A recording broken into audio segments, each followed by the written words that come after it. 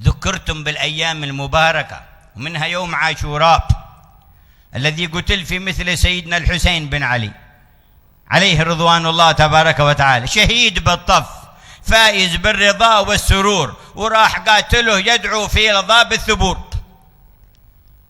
هل انقطع ذكر الحسين؟ هل انقطعت محبة الحسين؟ هل انقطع تعظيم الحسين؟ ونحن في الدنيا اليوم 1400 سنة عدت على الحادثة، عدت، ونحن اليوم في الدنيا. كل الصادقين من المؤمنين قلوبهم تحب الحسين، ومن الصادقين من المؤمنين يحب أهل السيوف اللي دلت على جسد الحسين. حد يحبه؟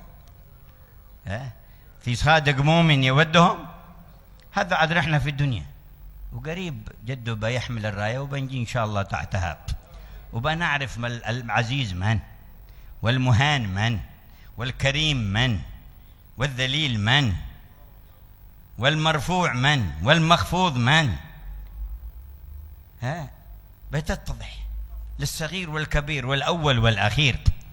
فالله يثبت قلوبنا، الله يثبت أقدامنا، الله يرزقنا الفوز الأكبر والسعادة العظمى، ويتولانا بما هو أهله. ومضى سيدنا الحسين عليه الرضوان، جمع الذين خرجوا معه وهم قلة، وقال لهم الجماعة يريدونني، يريدون قتلي، لا تعذر ولا تحجج بشيء ولا تظاهر بأمر، وأنتم في حل.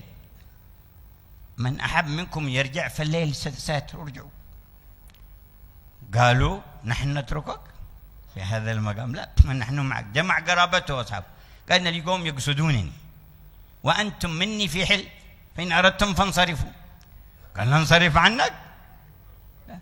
وكان ما كان من تلك الشدة، واستشهد سيدنا الحسين وقتلت أكثر من معه، وما بقي من أولاده إلا علي بن الحسين. ورأى بعضهم قالوا اقتلوه، وجاءت زينب بنت علي أخت الحسين قالت هذا الصبي تقتلونه، إن أردتم قتله اقتلوني قبله، هذا أنا. فرقت قلوبهم، قالوا خذي. أخذته ورجعت إلى المدينة المنورة. هاجت المدينة وخرجوا يستقبلونه، ودخلوا في موكب إلى المدينة. تحركت نفس الأمير في المدينة، قال أنا أمير أنا ولا زينب ذا؟ أنا أو هي في المدينة؟ خرجوها، خرجونها من مدينة جدها، بنت فاطمة، تخرج مدينة، أنت أولى تخرج ولا هي؟ خرجوها. أشار إليها ابن عباس قال قلوب تحبكم في مصر، ولحقت بمصر وأعزها الله وشرفها وكرمها عليها رضوان الله. هذا تاريخ في أوائل الأمة، واليوم بيننا وبينهم كام. ولا تزال الأرض بهذه العجائب حافلة، والقلوب الصادقة هي الفاضلة والواصلة والفائزة بسعادة الدنيا والآخرة. ثبتنا الله ونظر إلينا ونظر إلى الأمة أجمع في شرق الأرض وغربها.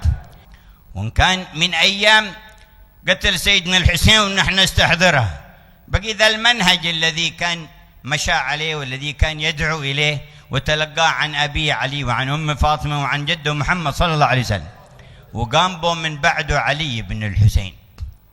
نفس المسلك العجيب نقرأ في سيرته، نقرأ في سيرة الفقيه المقدم عندنا. ترك السياسات والخساسات، ترك السياسات والخساسات، زهد عن القتل من أجل الحكم ومن أجل أو في ظلم فتركه، كسر السيف. سيد الفقيه المقدم يتصدق كل يوم بصدقات، يخرج كل يوم 500 رطل من التمر أو 1000 رطل صدقة. يقوم بالليل، هذا يقوم بالليل. كثير الذكر، كثير الذكر، كثير التلاوة، كثير التلاوة. وجدناها نماذج متعاقبة مأخوذة من نموذج سر النبوة والرسالة وإدراك أسرار الوحي المنزل من السماء. استقبلوها بالسنن عندكم. يوم تاسوعة عزم النبي على صيام، قال إن عشت إلى قابل لأصومن التاسع، وهو اليوم المقبل علينا. ويوم عاشوراء نجى الله فيه موسى وأغرق فرعون وقومه، وقال أنا أولى بموسى منكم، نحن أحق بموسى، فصام وأمر الناس بصيامه، وقال صيام يوم عاشوراء إني أحتسب على الله أن يكفر ذنوب العام الذي قبله.